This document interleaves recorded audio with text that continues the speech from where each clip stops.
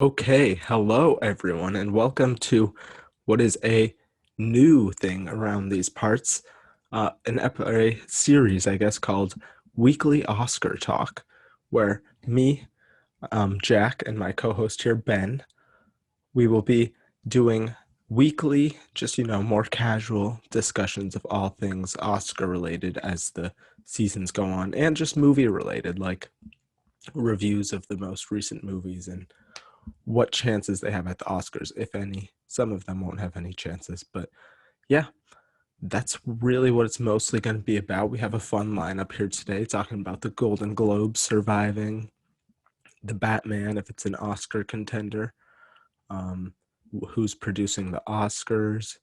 It's kind of fun stuff. What else do we have? We've got The Last Duel.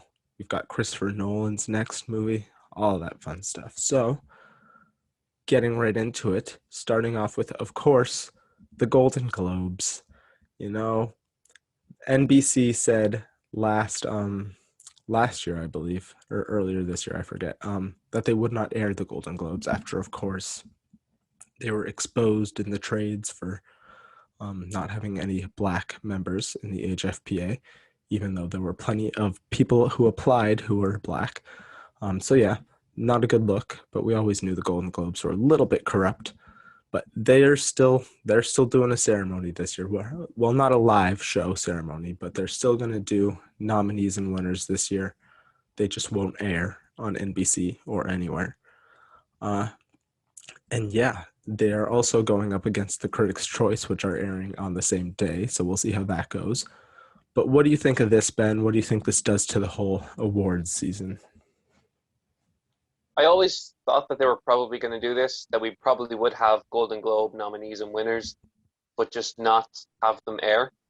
I mean, it's less stress for me and you to have to react to them live because that was Yeah, always very chaotic. yeah. Jared Leto last year. Ooh, I still remember my screaming over that yeah, yeah. because, Music. over Kristen Milioti, he Yeah, lives yeah, on. But, in a way, I'm happy because, it's tradition. Um, yeah. for a very long time. It would have been quite strange to have an award season without the Golden Globe to sort of set things up. I Mhm. think it gives some hope to In the Heights in a way that it won't be completely ignored and stuff like that. Maybe some other musicals. West Side Story will certainly be nominated and will probably be a shoe in to win. But, sometimes the shoe ins never do. Like for a very long time, The Prom was a shoe in to win, and then people Hmm. saw it. So we'll see if it's the same situation. I do think it's kind of sad that they get to continue without really facing any true consequences. They just won't necessarily be Yeah. airing. I mean, that is pretty frustrating, but it's Hollywood, and very rarely would people ever face any sort of backlash or any sort of learning. That doesn't really happen. Yeah. So they're not airing. We'll have winners and nominees. In a way, it'll set the tone, but still a bit of a shame. Yeah. I believe they did add a few black members, but really, that's only because of this. I don't think they would have Hmm. really done that on their own. So yeah, yeah, the Golden Globes. I don't know how seriously people will take them this award season. Like, I don't know if someone who's high caliber wins a Golden Globe, are they going to be like, I rescind that win. I don't want that. I don't want to be associated. Or are these actors, as they usually tend to do, going to take what boosts their chances and helps their career? Like Gary Oldman before Darkest Hour will be like, oh, the Golden Globes, they suck, whatever. But then when he wins one to help him for the Oscar, he's like super happy for them. So I just wonder how certain actors and actresses will react to it. Like, will it even help this year? I suppose it's the thing. Like, is the name Golden Globe just toxic now? That's something that we're going to Mhm. have to find out. Um, Yeah. I'd say they'll probably be pretty generic with who they nominate. There's um, like not a lot that you can and can't do and not nominate. There's going to be front runners that they nominate that will be nominated in other places. It won't kill a lot of stuff, but I wonder if winning or being nominated will be a thing where it still helps and it's just them that are facing the consequences, or do the people that they pick face consequences? Which I think would be ridiculous because they didn't choose to win or be nominated. I mean, in Yeah, previous years, people have chosen to win and be nominated by giving them money and gifts, yeah, but yeah, that certainly won't be the case this year. yeah. Yeah. In terms of movies or actors and actresses, this would help. Like you said, I think In the Heights, this could definitely give it a late season boost to help it. Because it's really died off. I mean, it died off like a few weeks after it bombed at the box office, which is sad because I think it's a good movie. Also the other musical, West Side Story. Lots of musicals. What's it called? Tick Tick Boom. There's a few others, but I think those are like the main three. Oh, Cyrano. It's also a musical, I believe. So that'll help Peter Dinklage and his chances. Dear Evan Hansen, I don't think so. I don't know. Who knows? If they nominated music, I guess they could go for Dear Evan Hansen. Nominate Yeah, Ben Platt. fucking hell, they could. Ugh, my voice is dying. Okay, sorry. Um, That's the raspy Massachusetts air, you know. yeah, it's me still recovering from, sadly, a sickness, It's very but it's mostly gone. Um, I think Jessica Chastain would be sad. in. Probably. I think they would make that a comedy. I think. I would say drama I because, feel like well, I they haven't could seen pull it. off. I feel like they could cheat and say comedy because there are some comedic moments. It is more of a drama, but Mm, if they are able to get it in comedy, I think that would help her. But probably Andrew Garfield even more if he was able to get into comedy actor. Uh, yeah. So overall, yeah, we'll see how that goes. But yeah, it's the Golden Globes. What do you think they're going to do about the Critics' Choice? Because the Critics' Choice made a statement, I believe, yesterday saying like the HFPA is like attacking us by taking this date, even though the Critics' Choice swooped in and took the date that the Golden Globes always air after that controversy. So we'll mm. see. What do you think is going to happen there? Well, it's not going to really affect their viewership because they're not going to No. be airing anywhere. Like people will just log online, see what was nominated or what won or however it's going to be laid out, and they'll be like, "Okay, cool." Like award shows themselves are just dying out because people just aren't really interested anymore. Like they're not Yeah. really interested in seeing a bunch of people like millionaires and billionaires get awarded. They just don't want to see that anymore. So the Hmm. people who are interested in it are people like me and you who love Yep. actual films. Yeah. So the Critics' Choice, like I love that they're around. I love that people are being awarded for their work, but all award shows are fading into irrelevancy. Whatever viewerships you're going to get is because of the nature of your show. Yeah. I would prefer the Critics' Choice to be more relevant than the Globes, but the Critics' Choice also I don't think has a ton of I don't know, legitimacy to it. Just Yeah. because they do like 8 nominees per category, which is kind of like cheating. Like that doesn't help at all. And they do ties. They do a lot of ties. Um, and yeah, some of their choices are just weird. Like I think they picked Once Upon a Time in Hollywood for Best Picture that year, which is just the wrong choice. But yeah, yeah, That's sick. that's yeah, that's what's coming up in January. The Golden Globes, they survived. We'll see what happens to them. But moving on to our next topic, a trailer released for this movie yesterday at what was a little bit of a disappointing event. I didn't watch live, but that's what I've heard.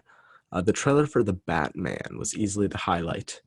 Um, yeah, I think we're just going to talk here a little bit, just because it looks extremely well made. The cinematography, of course, the makeup with Colin Farrell. They love that kind of makeup. Um, Everything here just looks really, really well done. And I was just wondering after I saw this yesterday, does this have the potential to be an awards contender? Because I don't know, like maybe they'll see it as justice for them doing The Dark Knight dirty, and they'll do this movie better. What do you think? Look, it's impossible to say what's going to be nominated for the Oscars Yeah. 2023 in 2021. I will just say I do think it's just incredibly unlikely. I don't see it happening myself because I thought the first trailer maybe it had a bit of a chance, but this second one, um, I didn't. I thought it was a good trailer. I didn't necessarily feel it through my bones the way I felt the first one, and Hmm. that's just a me thing. I know other people did. Totally cool. Get it. I really do. And I do think it looks very good. I think outside of the realm of like cinematography, this the shit that like blockbusters always gets nominated for. The stuff that Dune's gonna probably win this year and be nominated in every category for. The Batman will probably be in contention as usual. I do, however, think it's unlikely it'll get into picture. Um, Personally, but at the same time, I've only seen two trailers. I haven't seen the full film, and it's like almost 2 years away. So Yeah. We can't really tell right now, but I think there's a chance. I don't know. I feel like it'll definitely get into makeup. I think it could probably win makeup just because of Colin Farrell. mm, Um, they do like their makeup performances, and he looks to be giving a performance. So who knows? Maybe it could sneak into supporting actor, which is the only other above the line category the Batman movies have gotten into with Heath Ledger. mm, Um, yeah, cinematography, all that stuff. It looks very well made. And if the Oscars want to stay relevant, I'm sure it's going to be an amazing movie. I'm sure it'll be on a lot of people's best like top 10 films of the year. yeah, So, if they want to stay relevant, I would say consider it more than they probably would consider it. But we'll see how that goes. yeah. Final. I just want to say one thing on the Yeah. year as a whole in 2022. DC's probably going to make a clown of itself 3 times over after the Batman. The Batman comes out in March, and then they have the Flash, which looks comically terrible. Yes, it does. Just incredibly like even it doesn't even look like a professional film, which is one thing I thought I'd get from Andy Muschietti. Just some sweet visuals, and I thought that concept art, even though I'm against the film and what it stands for because of the treatment of Ray Fisher, even though I was against all of that, I was like, you know what, it could be a pretty visually striking film. I loved Hmm. the little look of that Batman and the Flash, and I thought the suit looked really cool. But then the suit actually was translated into live action. It looked like I It, drew it as a fifth-year art yeah, student, and they were like, you know what, heck yeah, you know, we'll go with that. Um, Ridiculously just looking, and then you does also not look have good. Black Adam, which I think That looked probably decent, has I a thought. chance. I didn't watch I forgot DC fandom was even on Oh, yeah. yesterday. Um, but the I think that could be a success. I don't necessarily think that. I think that the way that the year could go, unless the Batman gets like sequel announcements and like the GCPD thing, like unless it stays really relevant and like this is DC now, like this dark Joker sort of direction, um, then I could see it kind of fading away with bad press for stuff like the Flash. Maybe Aquaman won't work out the way that they think. This is all just like hearsay, Hmm. or not hearsay, but like what I think, or what we, like a small prediction. But if that's the way it goes, I could see that kind of killing its chances. The way that like Wonder Woman in a way had a campaign, and then Justice League came out, and then that campaign went nowhere. So I think Yeah, it could be a yeah. similar situation. Yeah. Joker didn't have any movies after it, right? There was no movie until no, until Birds what of was Prey after came out Joker? the Birds weekend of of the Prey. Oscars. Okay, So it yeah. was too late. So It was too late.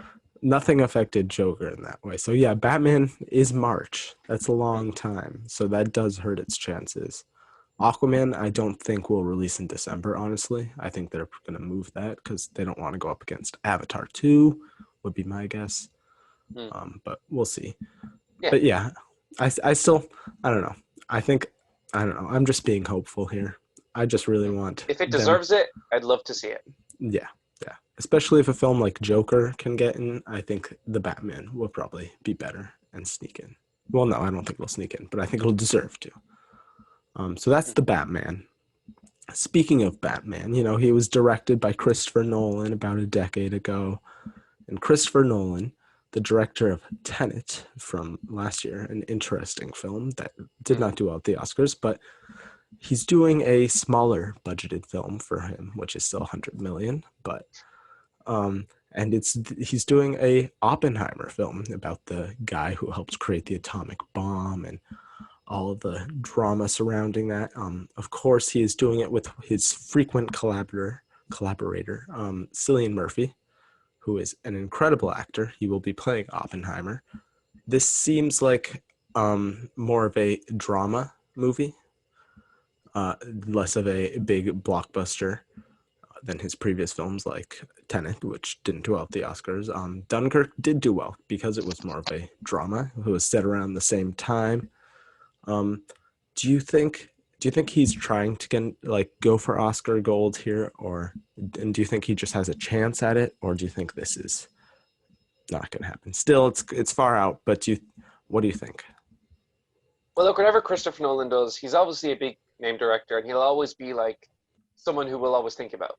I think the same way Yeah, that if you have a really dark, stripped away comic book film, like now we take them more seriously and we say, oh, this maybe could be it, like the Batman. I don't personally know. I'm very excited for the film. Well, yeah, I am and I'm not. Um, because I like Christopher Nolan, but I don't necessarily like some of his more dramatic films, like The Prestige. I thought was like pulling teeth. Memento was like watching paint dry. But that's just my opinion. People love those films. Like, who the hell am I to say? People could go crazy for this film.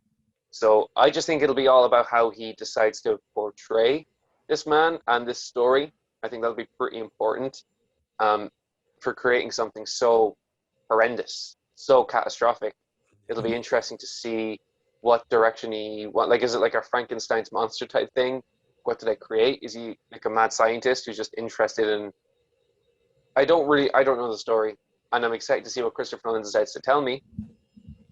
And also Kelly it's a lot of Americans can't pronounce Irish people's names, but Killian, it's is it Killian? I always say Killian. Cillian. Everyone always Sicilian. Yeah. everyone always Killian. says It's with a K, not a C. Well, it is with a C, but it sounds like a K. hmm, Killian Murphy. Okay. Well, what I think he is an incredible actor. I think he is extremely underrated. Just recently saw him in A Quiet Place Part 2 where he did an amazing job. I think at the very least I hope this gets him just more awards attention because I think hmm. he is deserving of that. I think he deserves to be a leading man like he's going to be here. And I think Hollywood's doing him dirty. So I'm sure he'll give a great performance and I You hope he have gets to attention. you just have to hand it for him for staying around for so long and never being a star. He was never a star Yeah. of No. like any film. You can't think of a film where Cillian Murphy was the star of it. Like he has Peaky Blinders, which is amazing, and he's great in that. And it's a Yeah. television show, but it's not a television show that Americans like that the American sort of awards body would award. They don't really like to do that with like foreign productions. I don't even, did they do it with Downton Abbey? I don't know. Don't recall. Yeah. Or I don't even think they did it with Call the Midwife, which was a huge phenomenon over here. So it's tough to tell. I feel really bad for him because he's so talented whenever he's on screen. Um, so I'm glad for him to have this opportunity. And also, it's less risk for Christopher Nolan because it's considerably more cheap than his other movies. Now, I think that Tenet, I think the more we look back on it and its box office, we kind of commend it more because of just Yeah. how terribly films have done this year, especially for an original film. Like Christopher Nolan in his is a brand, but Tenet was not, and he was able to really turn that into something that I think not a lot of films have been able to do in the pandemic. Only maybe like A Quiet Place Part Two, but that was also became a brand by the time that came out. So I love him. I'm very excited for him to have this opportunity, and if he's good enough, I'd love to see him nominated. I'm sure I'll be talking about this in the future. Yeah. Definitely. Definitely. Hopefully, it's better than Dunkirk. His other World War II stuff. Wasn't a huge I hate fan. that. I hate that Yeah. movie. But with this, I do think the character is conflicted. I'm pretty sure he has a lot of regret afterwards. I wonder how he'll handle the atomic bomb. Just with filming it. Mm. There's always some gimmick with him. Even with Dunkirk, which you would think would be a basic World War II movie. He's still playing with time and such. So who knows? Maybe he'll want to shoot from inside the atomic bomb as it explodes. Maybe he'll go and want to explode a real atomic bomb for his film.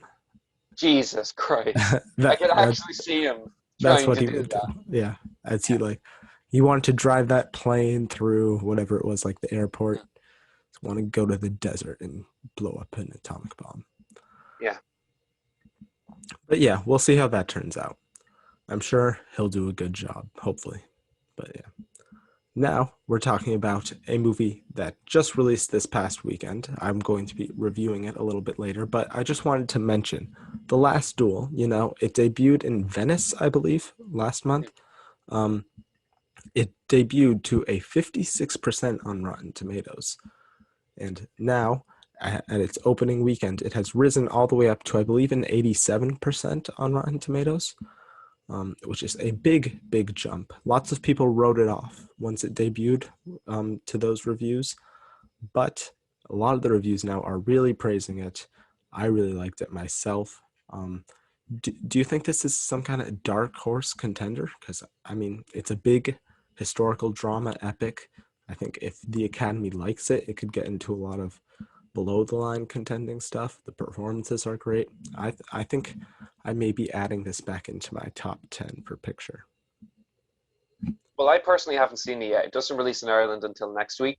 Um, so I'm not even sure if I'm going to get to see it here. But I do think Jodie Comer is a possibility.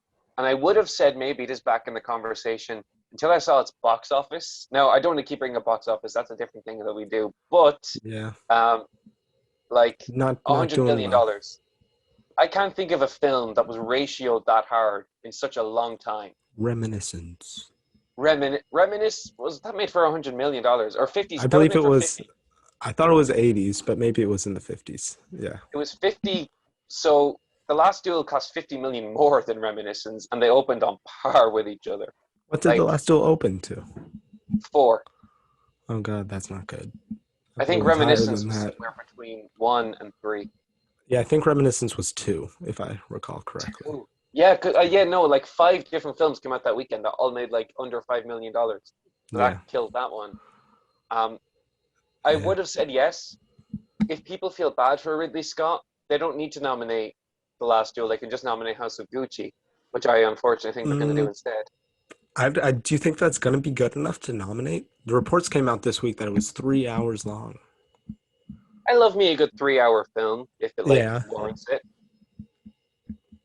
If it warrants it. I don't know. I feel like that's going to be of his two movies, not the as good one, but that doesn't mean that it would not be chosen by the Academy. They don't Yeah, always go with what's the best.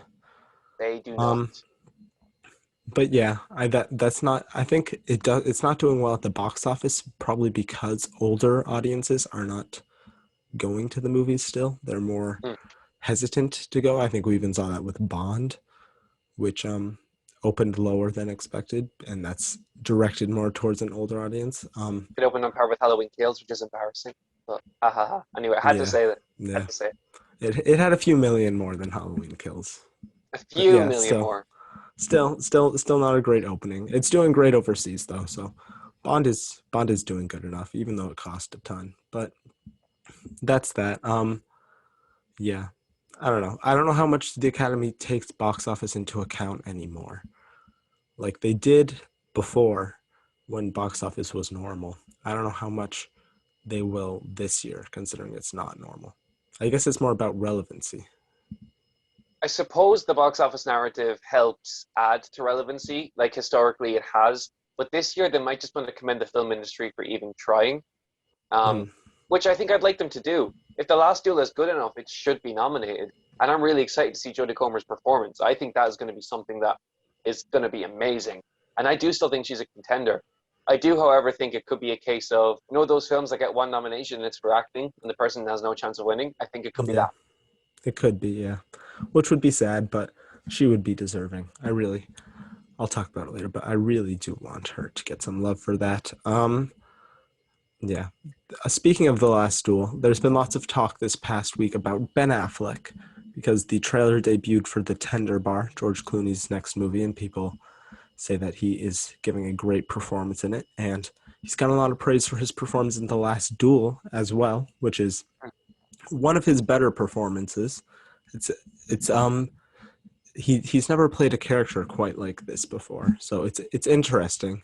So the question has been going around, is Ben Affleck going to get his first acting nomination for an Oscar? I'm dubious. I'm unsure, but what do you think? Ben Affleck has been an amazing performer for so long. Like he gave a great performance in The Way Back. He should have been Yeah, nominated for that. He yeah, gave a great performance in Gone Girl. He should have been nominated for that. He's been he giving should have great been. perform yeah, he's been giving great performances his entire career. But unfortunately, he just seems to be neglected because maybe it's because he won all those years ago. And this film, I'd like to see it changing. But there's like a name associated to this, which makes you think no, and that's George Clooney, who Yeah. he did he managed to suffocate a story in Suburbicon with Matt Damon that honestly should have been a layup, but by God, did he just shit the bed like really, Hmm. really badly. Um, not to say that like this film will fail on such a large scope. It probably won't, and it will probably be a really good film. I think the jury's still out on Clooney as a director. I'd like to ask him to stop trying, but he won't listen to this. The reviews for the movie have come out. It is getting panned, sadly. Not getting the best reviews. George Clooney, not really the greatest director. I liked The Midnight Sky last year. I liked that. I don't know how many other people did. I Um, didn't watch it because I like Miley Cyrus too much. you like Miley Cyrus too much? You know her song Midnight Sky? Oh, okay, okay. Yeah. I see now. I thought she was like in the movie or something. I was like, did I forget something? But no, her acting. She's not in many movies anymore. Um, but The Last Duel has gotten good reviews, and he is good in that. But I don't know how, like we said, how much of a contender that will be. It is Fox. Fox has a lot of stuff that they need to campaign for this year. I think West Side Story, Nightmare Alley, many others.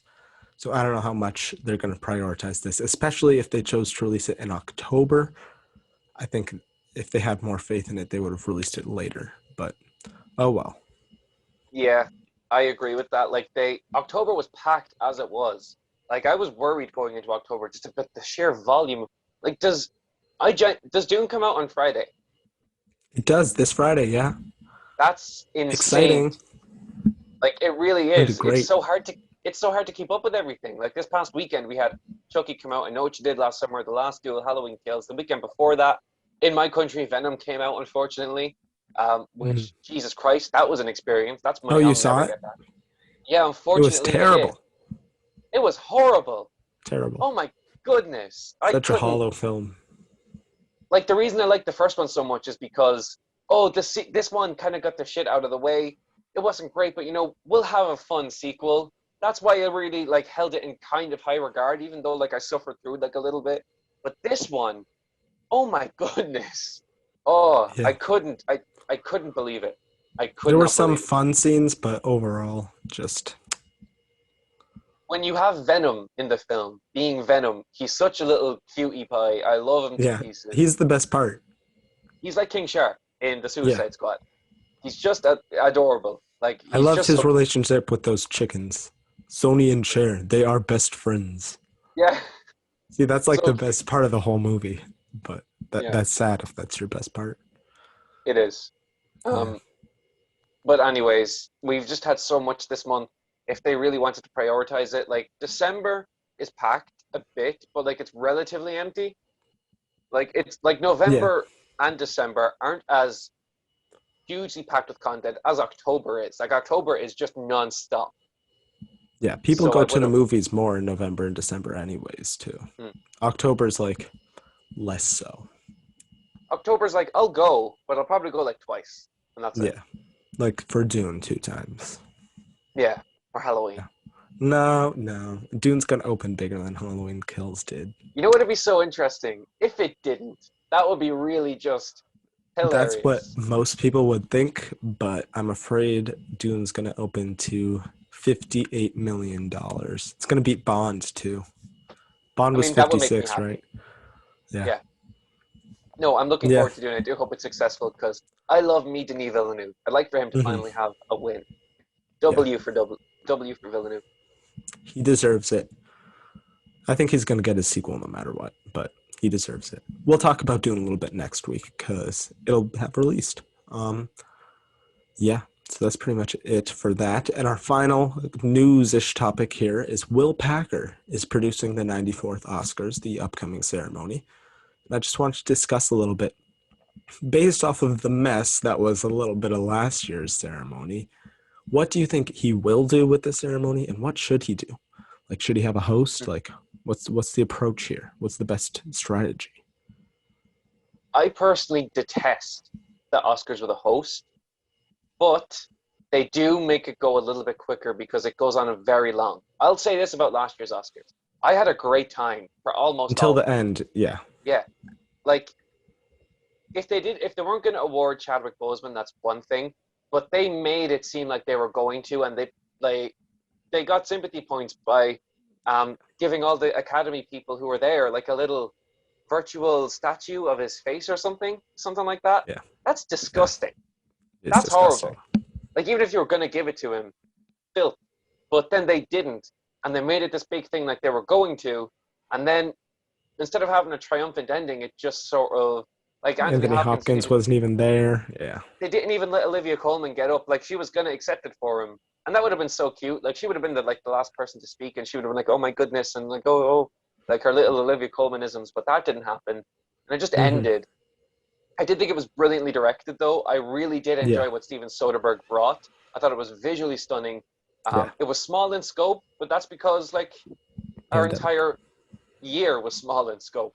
Yeah, Like it was just a small in scope year in terms of what we all got to witness. We got to and yeah, witness I the don't view I of our don't need windows. the Oscars to be huge in scope. Like when you go in the audience, I liked when you looked at the audience, I knew who most of those people were. Like when it's in the big theater, it's like, oh, I spot like three people in that crowd who I know, and the others are like, I don't know, guests or Mm, like sound editors or something. Um, sorry, sound editors, but I don't recognize you. Yeah, I think mm, like I agree with you. It was really well done up until the placement of the category. It went downhill ever since they decided to mm, do Best Picture third to last. That was just the oddest choice, and it really undercut Chloe Zhao, who like was the Asian woman to win Best Director, the second woman ever to win Best Director. Her film won Best Picture. It's just like this is like a historic moment, and it's like undercut by going like third to last, which mm. kind of sucks for them. And I think Frances McDormand was a little upset about that, and I think you could tell in her speech, which was like 5 seconds long. She was like, "Thank you," kind of like that Joe Pesci acceptance speech. Have you seen that video? It's my privilege. Thank you. Yes, And I and would, then he just walks off. Yeah, yeah. that's one of Brenda the best Fricker gave him acceptance his speeches. Oscar, and I love that Yeah, woman to pieces. yeah, no, that's one of my favorites. That's very Joe Pesci. But yeah, I would say don't do a host. I don't like the hosts either. I would Unless the say, host is a good, like an actual funny person. Ricky Gervais is an incredible host for the Golden Globes. yeah, yeah, he is. He really, truly is. The Yeah, problem, though, is that whenever the Academy hires someone, they have to go through a formula, and that formula is really bland, unfunny, irritating, political, unfortunately, and preachy. yeah, That's what they always do, and it's really irritating. What the fact that here's what I love to think about this in my mind. Jimmy Kimmel did such a bad job hosting. He ended hosts at the Oscars. He did it yeah. 2 years in a row, and he was terrible. He's just not a funny person. He's not an interesting person. He shouldn't really be on late night. He's just like the most bland, unfunny being you could imagine. Yet he got to host the Oscars twice. It was so Um, obvious why he was there too, because it's the same network. literally, yeah. Self promotion.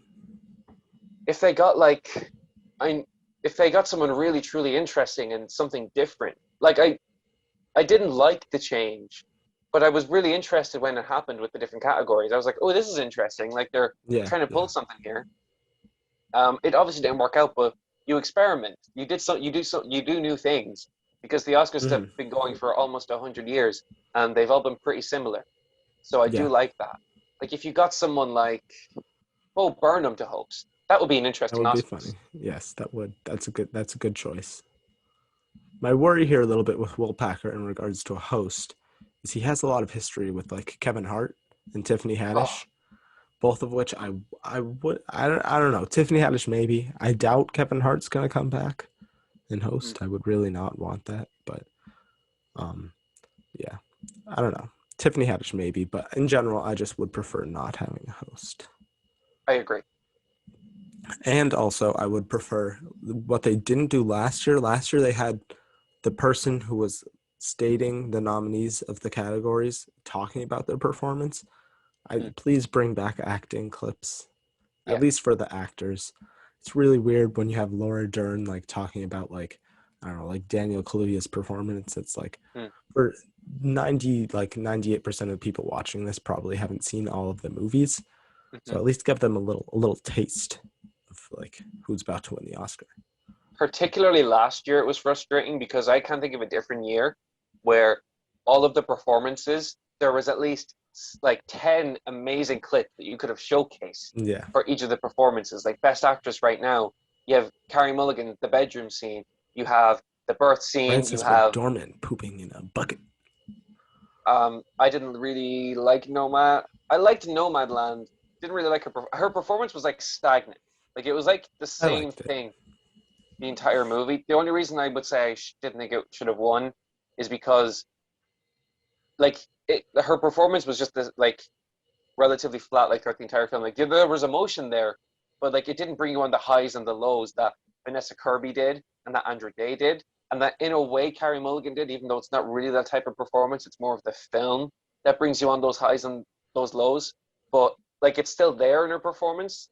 But there was clips for everyone. In supporting actor, there was Yeah. clips for everyone. Paul Raci, there was clips for everyone. Riz Ahmed, there hmm was there was Daniel a like Kaluuya's speech.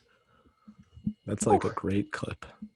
yeah, Lakeith Stanfield, all of them were phenomenal. They all had clips, and they didn't do that. So bring them back. Like this year, I can't like I haven't seen a lot of the films that are going to be nominated because they're not out yet. Like I can't Yeah. really see like the shocking clips that we got, but at the same time, we have to see these films. They could be incredible. There could be some neat performances. So I bring can them see back. some Benedict Cumberbatch clips from Power of the Dog. I can see them in my mind. Mm, And Kirsten Dunst in that too, if she mm. gets nominated. And Jodie Comer in The Last Duel. Um, And Rebecca Ferguson and Dune. maybe I don't know. I haven't seen it, but I don't know. Or in Reminiscence, her other movie this year. She was actually good in that movie. She played a really interesting femme Yeah, fatale. I didn't see And it. I know you didn't see it. Neither Nobody did did. anyone else. Yeah. No, it was my birthday movie. Like I hadn't. I was Oh, actually that's so good. upset. No, I was actually. Me and my mother were like Oh, that's not five good. minutes, 5 minutes before it started. We were like, I told her this movie made no money. Nobody's liking it. Like, do you want to switch? Like, and as this is a huge Rebecca Ferguson fan, and she was like, I Yeah, really hate Ryan Reynolds, so I'm not seeing Free Guy. So we are like, fine, good we'll see choice. Reminiscence. I liked Free Guy. I did, just me. But I think then we you're with the saw it. majority. I didn't like it. Fair. But when we saw Reminiscence, my mother said it was one of the best films she'd ever seen. Now that's because she doesn't really like movies.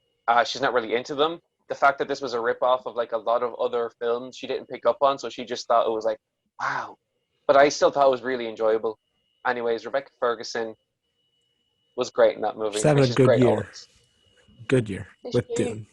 Not so much with Not so much. All of her movies are going to HBO Max. Poor Rebecca Ferguson. Done dirty. Yeah. Speaking of recent releases, we're going to do some quick reviews of the latest released movies. Starting off with No Time to Die. I have seen this movie. Ben, unfortunately, has not. How many of the Daniel Craig Bond movies have you seen? Three. I Three? watched back in February 2020. I was getting ready, and so I watched Casino Royale, Quantum of Solace, and Skyfall within about a week of each other. And so I was like, you know what? I got time before No Time to Die. I know Spectre is not that great. I'm gonna wait.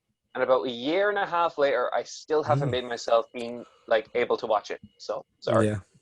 No, it's okay. I myself have Um, I don't know how much I've seen in full. My dad almost always, like every week, had Bond on the TV, depending on the movie. So I've seen pieces of like Quantum of Solace and Casino Royale. I know I've seen Skyfall and Spectre in full, and those are the two movies you really need to know going into this, I would say. The other two you just really need to know about Vesper. But yeah, getting into the actual movie. I'm not a huge Bond fan myself. It's not that I dislike the movies. It's just I've never like watched a ton of them, especially the older ones. I really only would watch the Daniel Craig ones. But getting into this one, I think this was a really, really well done movie. This like reminded me of what blockbusters should actually look like nowadays. I mean, this was an expensive movie, like 200 million, I believe. But when you compare it to other blockbusters, like specifically in the MCU, which Hmm. just look, I mean, I like a lot of those movies. They just don't look that good.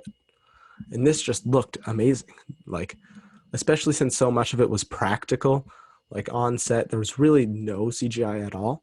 And like, I don't know, with past Bond movies, I feel like the older ones, they would go to these locations and you'd be like, wow, I really want to go there. I didn't feel that so much in movies like Skyfall, but here it's like these locations, especially the opening scene, they're just like so well shot, and just in general, the craft here behind every scene is incredible. The visuals, the action. I mean, the choreography isn't like, it's not like John Wick level good, but it's still the craft is so good behind each scene that it's still like so detailed and well executed that it's still very entertaining to watch. Um, the sound design, as always with these movies, is really good. In particular, a scene in the opening scene when a bomb goes off and his hearing is messed up kind of gave me Sound of Metal vibes. Oh, Um, like in the rhythm section, that incredible like in that spy too, film. yeah, yeah, yeah, not, yeah, yeah. Less said about that, the better. Um, back to a good spy movie. Yeah, as I said, the practical effects is really good. The character work here is really what surprised me. There was lots of development on Bond and Madeline Swan in particular. Um, just I don't know, like their relationship, which I didn't find as believable in Spectre. It was more believable here. I still don't think they have great chemistry, but the situations they're put in and the individual performances are so good that it was more believable than it was before. Um, the performances here, Craig, he's phenomenal as always. He's very committed to the role, despite what some of his interviews may say otherwise. Wanting to cut himself with glass and such, you can still tell he's very committed to this. You can tell he does a lot of the action himself. So yeah, he's great as always. Leah Sado, she gives a very endearing and emotional and believable performance. It's crucial to the entire film working. She is a very important part of the film, and I didn't like her a ton in the past movie, but I actually really did enjoy her presence here, so that was good. I'd say the standout of the entire movie, I'm not saying anything original here, this is what everyone is saying. Ana de Armas is incredible in this movie. She's in one scene, which is makes it even more impressive. She's in one extended, like 15-minute or so set piece scene, but she is just so incredibly like charming and just enrapturing. Like she always catches your attention. That I think she's easily one of the most memorable parts of the film. And just in her performance here, she's like a little naive, nervous, but still like extremely excited to be like a spy and doing action and stuff. I could see shades of like potentially how her Marilyn Monroe performance could be, which was exciting. Lashana If Lynch, Netflix lets that movie be, if they if let him Netflix make lets that that movie movie, release, yeah, it's don't, apparently very like X-rated and such. But let him do as what it he wants should to do. be. If it's gonna go to Anyways, Netflix, just let it be whatever. But yeah, that was supposed to be this year, but Netflix messed that up for us. I'm still excited for it. Then Lashana Lynch, she does a good job with the role she's given here. She nails all the action, and she is like a badass on the same level as Daniel Craig's Bond, which is hard to achieve. Um, I just wish she had more development and involvement overall, but for what she is in, she serves her purpose well.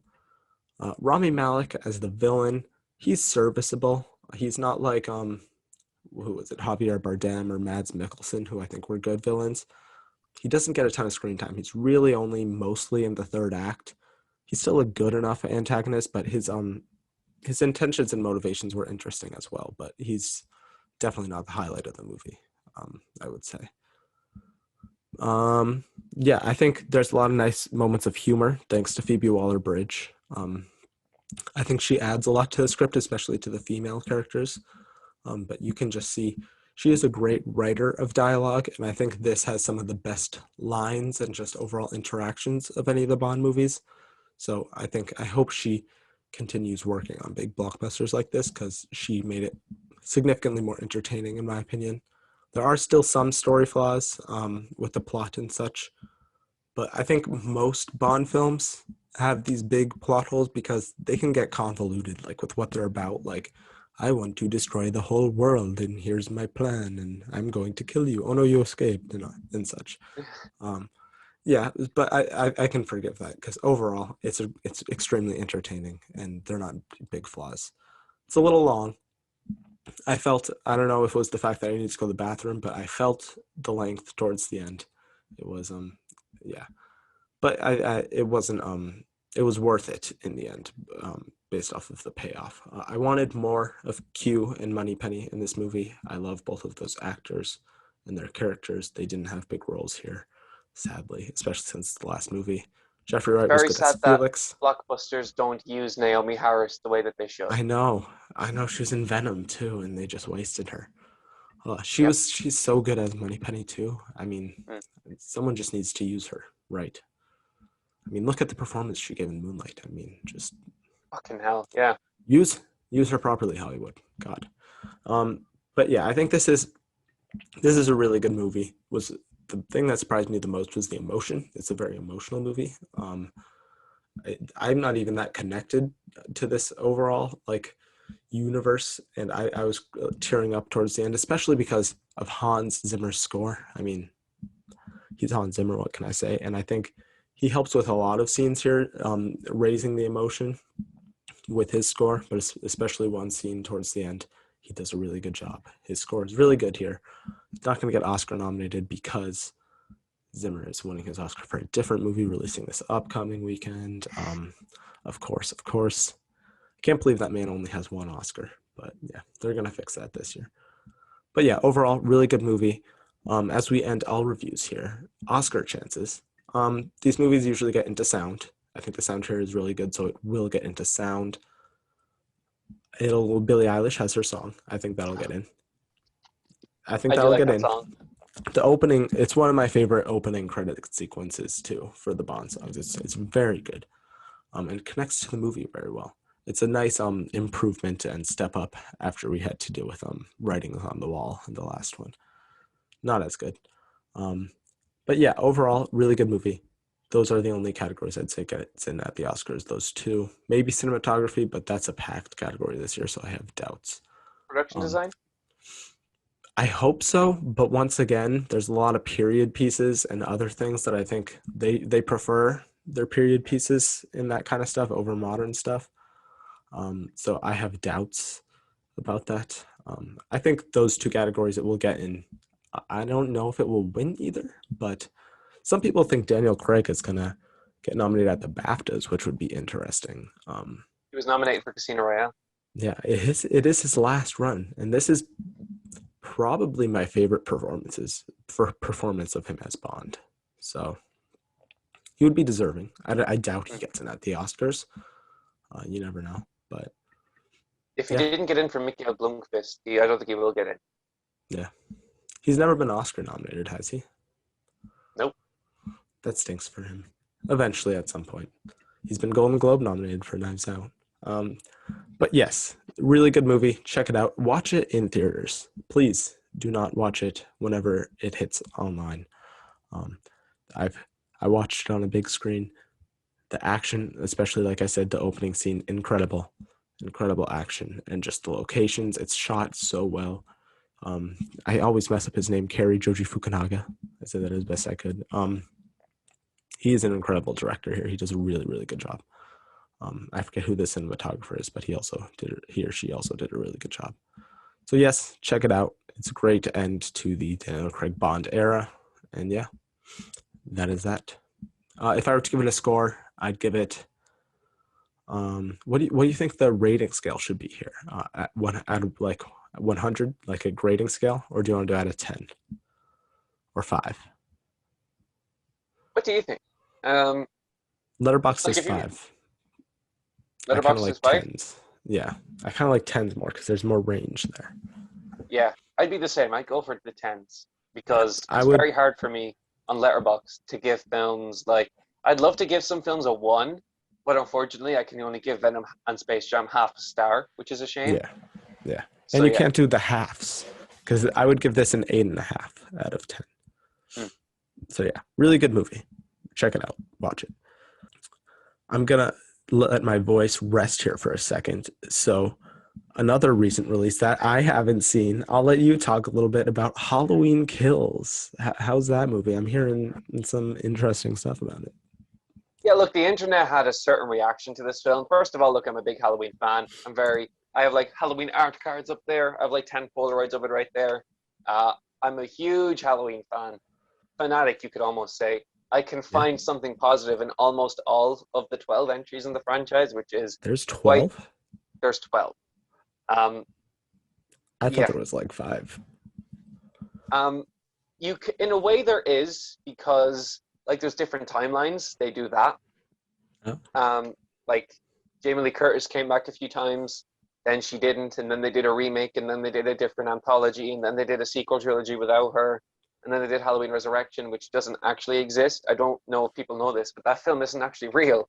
We just imagine that it's real, and it's Oh. not real. So there's a lot in that franchise, but I can find something good in almost all of them, except for Halloween 5 and Resurrection. Those are just irredeemable things. However, Halloween Kills has come out, and well, in a way, I loved it. I really, really did. As a huge fan of this franchise, people have always struggled to truly define Michael Myers in sequels. John Carpenter wrote him as just a 6-year-old boy, n- normal, nothing out of the ordinary whatsoever.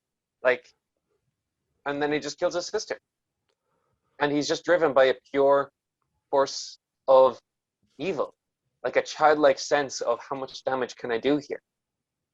In the original Halloween film, it's a random attack on Laurie Strode. She was in the wrong place at the wrong time. But the sequels, the way that they've done in the past, is they tried to justify why Michael was going after Laurie Strode in particular.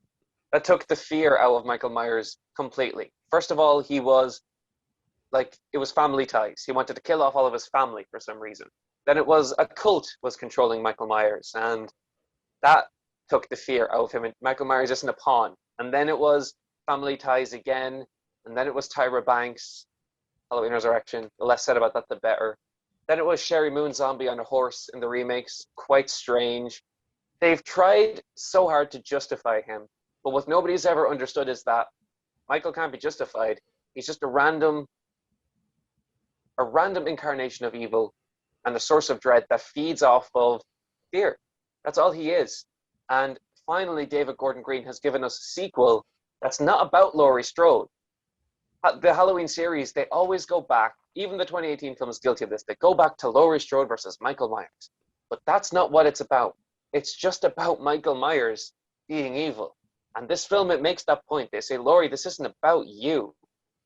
Um, it's about Michael. It's about this town. It's about what he's done. And that made Michael as a character finally return to form after 42 years of people desperately trying to recreate what John Carpenter did. So props to David Gordon Green and his writing team and Jamie Lee Curtis and everyone who had creative input for being able to recreate that, because it's been impossible for Hollywood to do that. As for the film itself, I can understand why people have some issues with it here and there, pacing wise. Personally, I had no problem with it because I was along for the ride and I was just loving everything I was watching. People said it's like a filler movie. But if what you're watching is a filler film, but it's something that you love so much, like people can stand some of the MCU films that, I just could never think about watching again.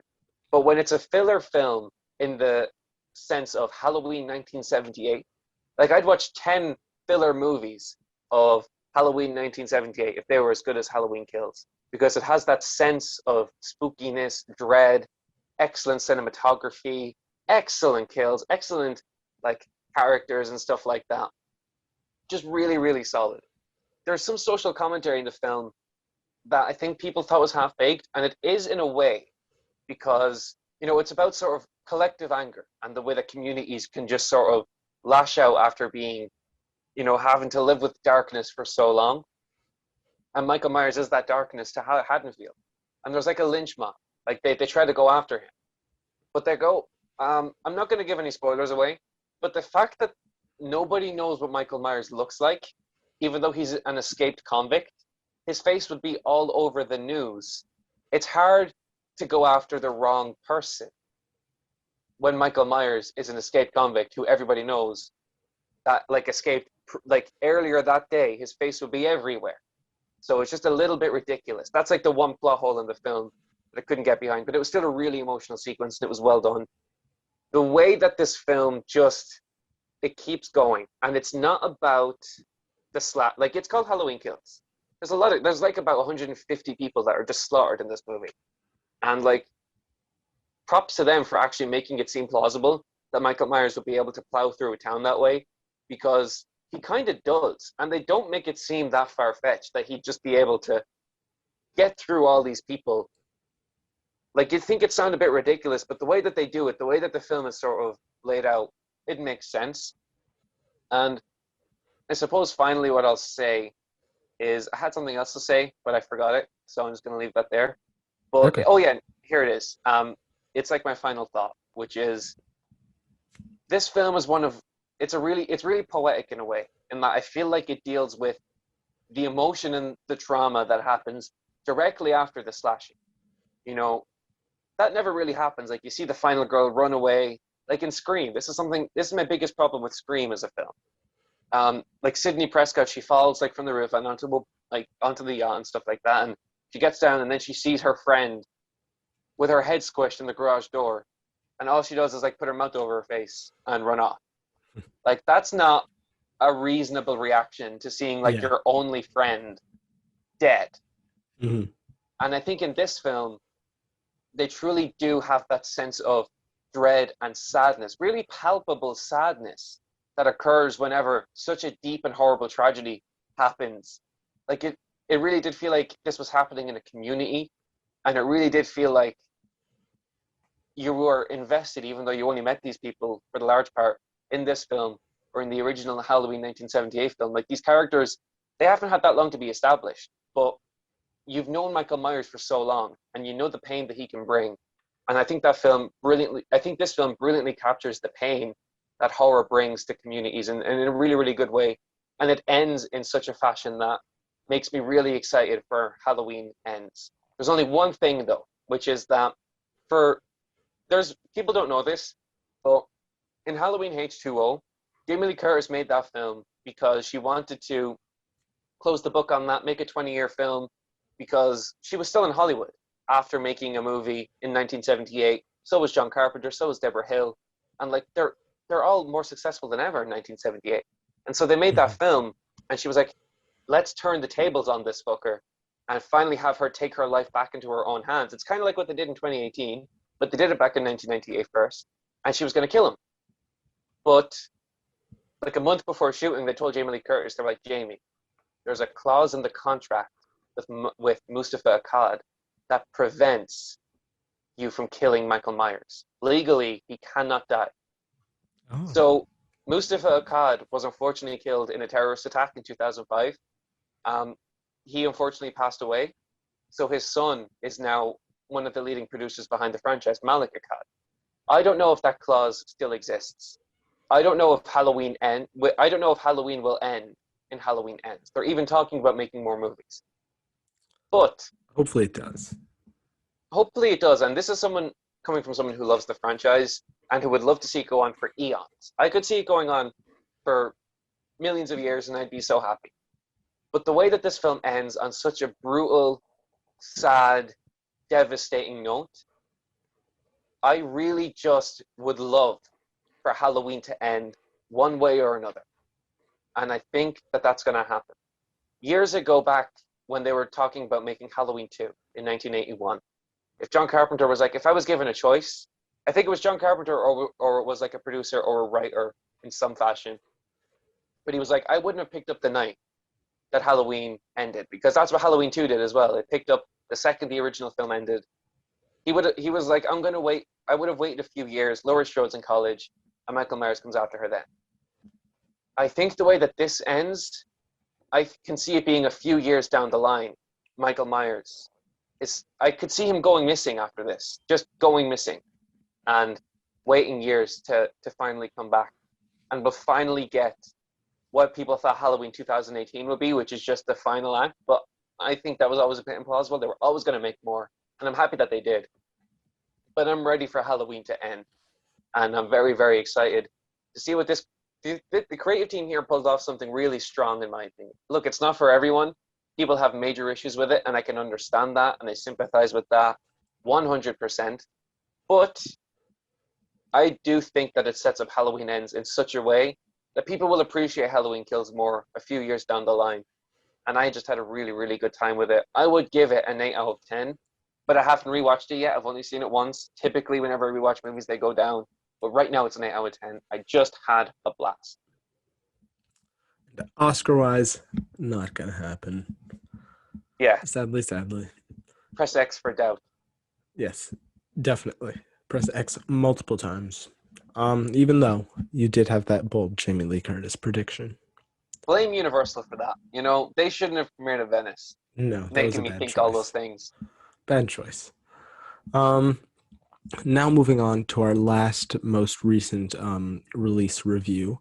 I just saw yesterday The Last Duel, Ridley Scott's or not upcoming historical drama epic starring Jodie Comer, Matt Damon, Ben Affleck, Adam Driver. Most people know the premise around this, you know. Yeah. Yeah. I don't even know how to describe it. It's like it's told from three different perspectives. I don't know how many people know this. It wasn't really shown off in the trailer. Like there's chapter one, which is Matt Damon's perspective. Chapter two is Adam Driver's perspective, and chapter three is Jodie Comer's perspective. And it's just really interesting. I think other movies have done this, but not quite in this way. It's just interesting to see how different the unraveling of events is and how different even just specific scenes are from different people's perspectives. Like in Matt Damon's perspective, he's like he thinks he's like this hero and like this guy who's like always saving people on the battlefield, and he's very noble and he deserves like to get more recognition. But then you go in like Adam Driver's perspective, and it's like he's like this headstrong guy who always rushes into battle and has to be saved and thinks too highly of himself and such. And Jodie Comer's perspective, kind of the same. Like he's a little arrogant, a little selfish. So it's just weird seeing different people's perspective. Also, like when Matt Damon and Jodie Comer get married, like from his perspective, it's like a little romantic. It's a little more romanticized than it is in her perspective, where it's like she's pretty much property being sold off to Matt Damon. Um, just Adam Driver's character in general, the way different people perceive him, is very interesting to see throughout the movie. Just yeah, and the rape scene is it's hard it's a hard thing to ever capture on film. I think Ridley Scott does a good job. Um, if any of that stuff makes anyone who wants to see it uncomfortable, I would warn you, it is shown twice. From different perspectives. And it is shown it's not a fast scene. It is he lets it linger, and it is a very uncomfortable and just disgusting feeling that you get watching it. Very, very dark, but very well handled. And I think the whole movie just gets better as more layers are added. I think the third act is definitely the highlight of the whole movie. Jodie Comer's perspective. Um, she is she is the anchor of this entire movie. Even in the parts where it is not from her perspective, she is still the highlight and best part of those perspectives. And then when it comes around to her angle, it's just really, really, she is just amazing here. I would be very, very upset if she doesn't get nominated. We'll see how that goes, but she just gives such a powerhouse performance here, and she has such an expressive face that like it's very interesting when you see stuff from like the slightest changes in like her like just facial movements within the different scenes, and like how Adam Driver perceives her facial movements versus like how she's presenting it and such. um yes, it's also sadly a very relevant film. It's about how women have been taught through not taught handled throughout history, objectified, marginalized, not having much rights, sadly still relevant. There's quotes like Ben Affleck's character says deny, deny, deny, which, certain world leaders have said in the past. um yeah, and there's also another line like rape can't cause pregnancy, and like just a lot of sadly relevant stuff, and how women should have more control over their bodies. Yes. So, and also, I think really this movie just makes you think. Men in general, like especially at this time, they just suck. So many of them are just so terrible. It's not just like just men suck in this. I find it so fascinating the way that it presents how women can also attack women in this kind of situation. Like how one of another woman says like to Jodie Comer's character, "You said you found him attractive, Adam Driver's character attractive to me one time before. So if you find him attractive, therefore it isn't rape." And they put that against her in court, and it's used against her, and it's just like crazy. And Matt Damon's mother, who is played, I believe, by Harriet Walter, um, who gets a really good performance. Yeah, how she perceives what Jodie Comer is doing, and how she thinks it's like ruining their family line and all that. Just overall, it's one of my favorites of the year. I do think it can get a little repetitive, and the pacing can be a little off at points because you're seeing the same scene like three different times. But especially like once you get into like the third part, they just very quickly go through those scenes because it's like you've already seen that. So overall, the pacing is pretty good. It is 2.5 hours. It didn't feel like 2.5 hours. It felt more like 2 hours. Yeah, it's a really good movie. Um, the highlight is easily Jodie Comer. Ben Affleck, as many have said, he does surprise here with his performance. He's mostly, I believe, he probably wrote Adam Driver's section because that's where he really gets to show off his performance. That's where his character is most relevant. And he plays this like lord who is just very arrogant and selfish, and it's just, but he's also like a wacky dude, and it's a very fun performance for him. Matt Damon is good. He not really super anything special, but he does a good job. Adam Driver, he's always great. He's great here as well, just playing a despicable person. And of course, like I said, Jodie Comer is just the highlight here. She is so good. I can't emphasize it even more how good she is in this. I just really hope Oscar wise, she's probably the best chance. I really hope she does get in there. She is deserving. Other things, people say Ben Affleck has a chance. That depends on how the movie does. Right now, I don't think the movie. I think it's probably in the like 11 to 15 spots, right outside of the top 10. But if it does increase, and if the Academy really likes it, and the movie does get like below the line and into picture, it is. I could see it sneaking into a few like tech stuff, like production design or costumes and such, which I think it would be deserving for. But overall, right now, I think they should focus on getting Jodie Comer in there because she is deserving. What would I give this movie? I I would give it. I'd give it a 9 out of 10, probably. That may go Um, down upon recent viewings. I'm in between 8.5 and 9. I'd give it like an 8.8, but I'm trying to decide between those two because 8.8 is cowarding out. So I'll say 9 for now. Really, really good movie. One of my favorites of the year. And Jodie Comer is an absolute movie star, and she deserves the whole world. So yeah, go check out The Last Duel. It's also very cinematic, so see it on the big screen. Very well done. Ridley Scott finally making good movies again. Probably even I liked this more than The Martian too. So his best movie in years. So check it out. Definitely worth it. Big thumbs up from me. So that's The Last Duel.